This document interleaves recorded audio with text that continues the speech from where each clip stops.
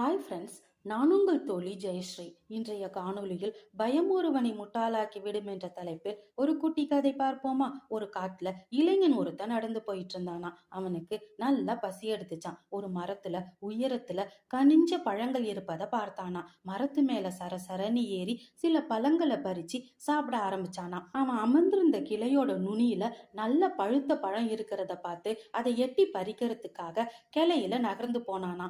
அப்போ அவனோட பாரம் தாங்காம கிளை முறிஞ்சிடுச்சான். சட்டுன்னு சுதாரிச்சுக்கிட்ட அவன் கீழே இருந்த ஒரு கிளைய பிடிச்சுக்கிட்டு தொங்க ஆரம்பிச்சானா.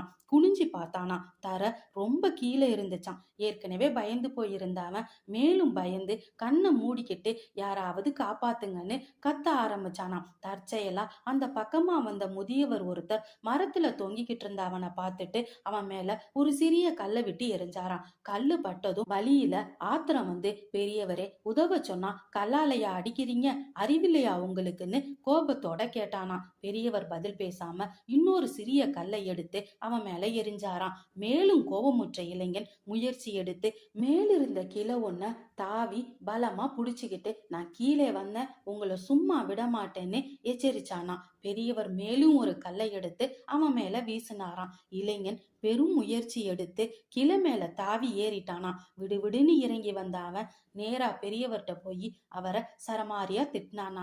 ஏன் இப்படி செஞ்சீங்க? உங்கள்ட்ட நான் உதவிதானே கேட்டேன்னு கேட்டானா. பெரியவர் அமைதியா சிரிச்சுக்கிட்டே, தம்பி, நான் உனக்கு உதவிதான் செஞ்சேன்னு சொன்னாராம். அந்த இளைஞன் ஒன்னும் புரியாம முழிச்சுக்கிட்டே நின்னானா. பெரியவர் விளக்கம் சொன்னாராம். நான் உன்னை முதல்ல பார்த்தப்ப நீ பயத்தால உறைஞ்சி போயிருந்த, உன் மூளை வேலை செய்யல.